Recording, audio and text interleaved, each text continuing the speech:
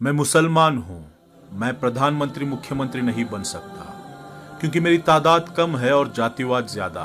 लेकिन मैं collector, ADM, तहसीलदार, commissioner, SP, DSP तो बन ही सकता हूँ। लेकिन मैं निकम्मा हूँ, क्या करूँ? मुझसे घंटों पढ़ाई नहीं होती। अगर मैं पढ़ने लग गया तो चौराहों की रौनकें खत्म हो जाएंगी, जो कि मैं होने नहीं दूंगा।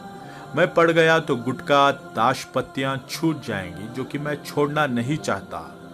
मैं पढ़ गया तो मोहल्ले की रौनक कम हो जाएगी। दिन भर आवारागर्दी इन्हीं मोहल्ले में ही तो करता हूं मैं। हाँ, काम नहीं है मेरे पास, लेकिन क्या फर्क पड़ता है? अल्लाह के फजल से 2 वक्त की रोटी तो मिल ही जाती है। हाँ, मैं मुसलमान हूँ और पैदा होते ही एक सील ठप्पा लग गया था मेरी तशरीफ पर कि मैं पंचर की दुकान खोलूंगा या हाथों में टूल्स पकड़ के कोई गैरेज खोलूंगा, या बहुत ज्यादा हुआ तो दूसरों की गाड़ियां चलाऊंगा।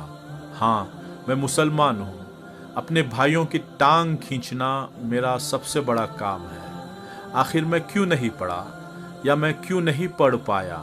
ये सवाल हो सकता है, लेकिन मैं अनपढ़ हूँ, इसमें शक नहीं। हाँ, मैं मुसलमान हूँ और हिंदुस्तान में 30 करोड़ हूँ, लेकिन मैं ज्यादातर अनपढ़, गरीब, गंदी बस्तियों में ही हूँ। इसका दोष मैं दूसरों पर थोपता हूँ। मैं चाहता हूँ कि मेरे घर आंगन की झाड़ू लगाने भी सरकार आए। मैं मुसलमान हूँ। मैं 15 फीट की रोड को 8 फीट की करने में भी माहिर हूँ। फिर उस 8 फीट की रोड पर रिक्शा खड़ी करना भी मेरा अधिकार है। हाँ, मैं मुसलमान हूँ जिसका धर्म, पाकी आदा ईमान, तालीम अहम बुनियाद है, मानने वाला है, लेकिन मैं इस पर कभी अमल नहीं करता। मैं हमेशा सऊदी अरब, दुबई जैसे देशों की दुहाई देकर अपनी बड़ाइयाँ करता हूँ, लेकिन मैंने हिंदुस्तान में खुद पर कभी कोई सुधार नहीं किया, ना मैं सुधरना चाहता हूँ। हाँ, मैं मुसलमान हूँ। मैं अनपढ़ हूँ क्योंकि माँ बाप ने बचपन से गैरेज पर नौकरी में लगाया, और मैं गरीब घर से हूँ। बेहतर तालीम देने के लिए माँ बाप के पास पैसे नहीं थे, और मेरी कौम तालीम से ज़्यादा लंगरों पर तवज्जो देती है। वो खिलाने पिलाने को ही सवाब समझती है।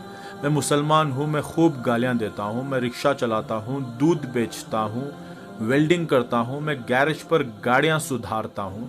मैं चौराहे पर बैठकर सिगरेट पीता हूँ, गांजा पीता हूँ, ताश पत्ते खेलता हूँ, क्योंकि मैं अनपढ़ हूँ। और मैं अनपढ़ सिर्फ 2 वजह से हूँ। एक, माँ बाप की लापरवाही। दूसरा, कौम के जिम्मेदारों की लापरवाही।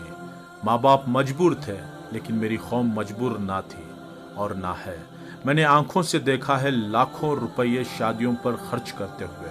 मैंने आंखों से देखा है लाखों रुपये खवालियों पर उड़ाते हुए। मैंने आंखों से देखा है बेइंतहा फिजूल खर्च करते हुए। काश मेरे माँ बाप या मेरी कौम मेरी तालीम की फिक्रमंद होती तो आज मैं प्रधानमंत्री या मुख्यमंत्री ना सही, लेकिन मैं आज कलेक्टर, एडीएम, कमिश्नर जैसे बड़े पदों पर होता। बिना वोट पाए भी लाल बत्ती में होता, या कम से कम मैं डॉक्टर, इंजीनियर, आर्किटेक्चर या जर्नलिस्ट या एक अच्छा बिजनेसमैन तो होता ही। लेकिन बचपन से मन में एक वहम घर कर गया कि मियाँ तुम मुसलमान हो और मुसलमान को यहाँ नौकरी आसानी से नहीं मिलती। लेकिन मैं ये तो भूल ही गया कि मेरे नबी सल्लल्लाहु अलैहि वसल्लम ने तमाम जिंदगी तिजारत ही की और तालीम पर अहम जोर दिया। फिर मैं उनका उम्मती होकर नौकरी ना मिलने की बात सोचकर तालीमात क्यों हासिल नहीं करता? नोट दोस्तों, ये तहरीर सिर्फ इस्लाही पोस्ट के लिए लिखी गई है।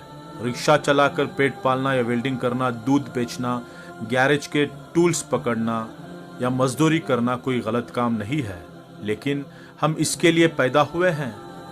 ये सोचकर तालीम हासिल ना करना गलत है। खूब पढ़ाई करो कि हर पद पर सिर्फ तुम दिखो, तुम्हें इज्जत से देखें, तुम पढ़े लिखे तबके में गिने जाओ। अंधविश्वास से दूर एक नई जिंदगी जीकर मुल्क व कौम की खिदमत करें, और जहां प्रोपोगंडा नामक चीज ही ना हो, आने वाली नस्लों को पढ़ा लिखा कर हम अब तक के अपने इतिहास को बदल दें।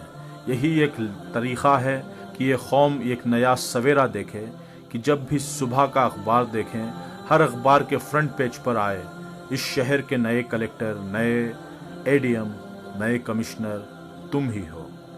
जज़ाकल्लाहु खैरा। और माफ़ी चाहता हूँ अगर मेरी किसी बात से किसी भाई का दिल दुखा हो तो।